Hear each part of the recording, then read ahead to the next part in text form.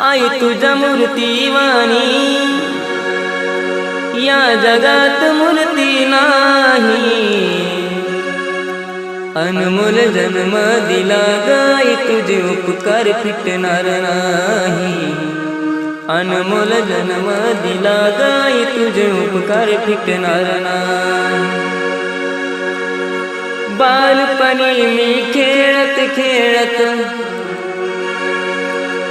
बालपणी मी खेळत खेळत होत जवताना